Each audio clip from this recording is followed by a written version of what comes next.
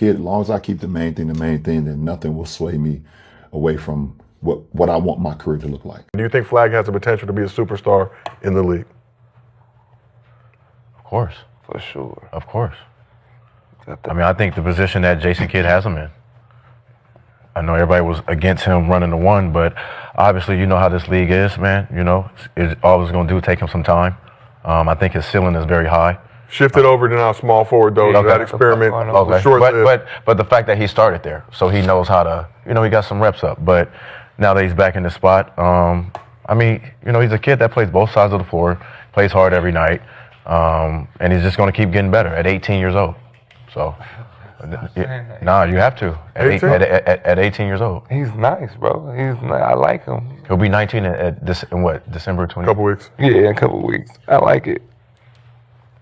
I like his flow, his pace of the game, his secondary moves, his bumps off. He know how to control his body, his feet work already. And I hate to say at 18, but yeah, at a young age. That's the age he is currently. I know, but you know, he's a rookie. A rookie is a rookie coming in. Speaking of Cooper, you know, he's in a position you can relate to. He's the consensus #1 and terrific player. Terrific player. What do you remember about being in that position? Like, what advice would you give him? Like, you know you're the #1 pick. The whole world of basketball is looking at you. Yeah. It's got to come with a lot of expectations. Yeah, absolutely. Well, I mean, one, obviously, you're super excited. It's like, you know, shit, it's what we all dreamed about as kids, and laying in your bed, you know, with the basketball just shooting up, you know, at the ceiling, you know, working on your form. Done that. You know, just doing that. Or, you know, if you were able to get a basketball hoop in your driveway, then you're doing the whole countdown, 5, 4, 3, 2, 1, wanting to hit a big buzzer shot, you know, in the NBA at some point, and then you're wearing other people's jerseys growing up, you're wearing other guys' shoes, just like all that type of stuff, playing video games with all the people you inspire to be and want to be a part of. Yeah. And now the moment is here. So you're just like, you're in awe, man. You like, wow, I can't believe that this dream is finally coming true, you know? And at the same time, there's a little anxiety and pressure that comes with it too. Because, you know, as the #1 pick, the expectations are automatically put on you. Doesn't matter if they're right or wrong, you know, and we're around the same age. You know, I was 18 when I was drafted. I believe Cooper's 18, maybe turning 19 soon, but it's all the same. But it takes time, man. It takes time and the expectation to wanting to put a 18-year-old, 19 kid in a position where he's like, he needs to be great right away. Mm-hmm. I think it's unfair. Mm-hmm. But it's also something that I think we can, you know, as kids like myself and Cooper can use as like motivation as well. Mm-hmm. And I personally think that he wants to be great. You know, he had a hell of a year at Duke. A guy that can do so many different things on the floor, can play with the ball, can play without the ball. You know, his jump shot is going to continue to get better, super athletic, quick second jump. And also, he has the benefit, unlike myself, he gets to join a team that's established. Right. With Hall of Fame guys, Klay Thompson, Anthony Davis, Kyrie Irving, right off the bat, Hall of Fame coach Jason Kidd. You know, these guys are like, they can give him the whole blueprint while he continues to learn what his blueprint will be.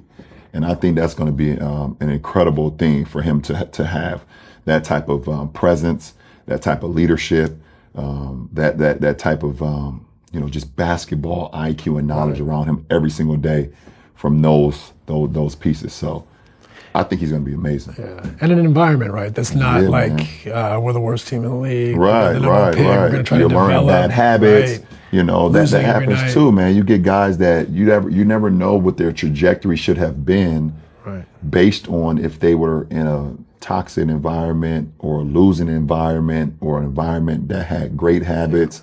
You know, like we mentioned Kawhi, we don't know if Kawhi would have ended up somewhere without those type of built-in habits in San Antonio. Would he have been, he would have probably been great, obviously. Right.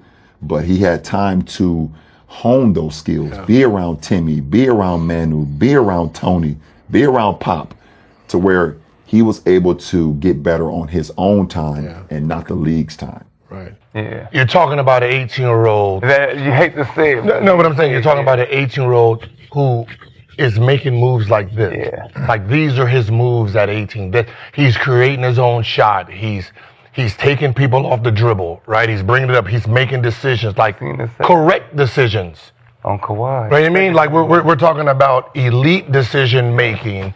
He's making, for the most part, all the right moves to score and deliver the ball when he needs to. But for the most part, when you're talking about putting the ball in the basket, So unique, made me forget, right? But the player, obviously now he's such a world-class player, but he's playing for championships right away. Yeah, like that's a absolutely. totally different. Totally that's a very different, yeah. unique position for a rookie. Yep.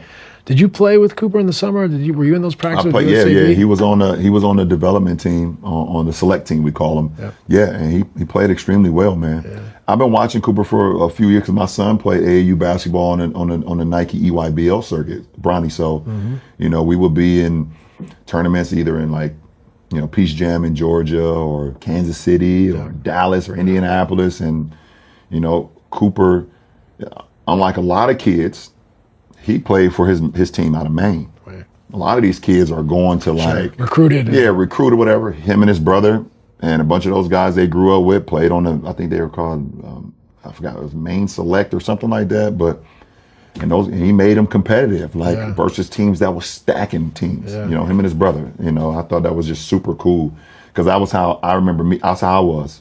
You know, I played for the Northeast Ohio Shooting Stars. Like me and my guys grew up playing together and having to play all the best teams in the country. I just thought that was super cool. But you know, he's a big time talent. Yeah. Yo, does he have the potential to be just as big as Larry Bird as a white American hooper? I don't. The league is not going to let that happen.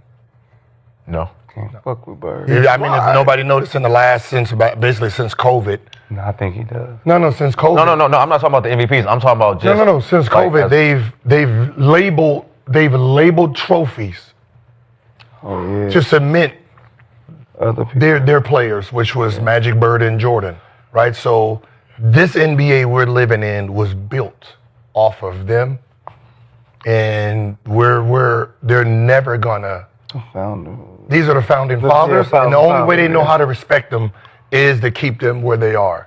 So I don't know how many championships or MVPs he will have to win for them to consider it, but Larry Bird basically is just as untouchable as Michael Jordan. Let it happen. Okay. Just let it. Just That's day one. let's not talk about that. That's they Michael Jordan. Yeah. He got to He win. Michael first. Jordan. I'm just saying. Let him Like, be a rookie right now, man. I mean, the potential there. No, I'm not. Seeing the potential, obviously, you know, in the Rookie of the Year race. Kyle Newport, also from the Hornets, his Duke teammate, roommate, balling out as well. Yeah, he's balling. But VJ slowed down a little bit. He just slowed down. It seems like the league But just has an interest to make sure Cooper gets that Rookie of the Year. But it's just no. It's just the talent. I mean, they're figured out. When we don't know you, you can get off, and then we start scouting you. He's gonna have to just scout more himself as a rookie. Larry Bird wasn't. Right, the league ain't like, especially for somebody like VJ, you can jump over everybody. Just understand your angles, understand tendencies of what defenses do. Because once you get a step on somebody, I can trust. Yep. We've witnessed it. They not jumping with you. There's only a couple nutheads out there who's gonna actually challenge your shot. But for the most part, 80% of the big men out there ain't jumping with you. They don't want to be put on that poster. He don't got that much power, but Flagg got bounced too, though. No, Flagg got That's what I'm saying. Yeah, his bounce number is high. It ain't as much power as BJ, but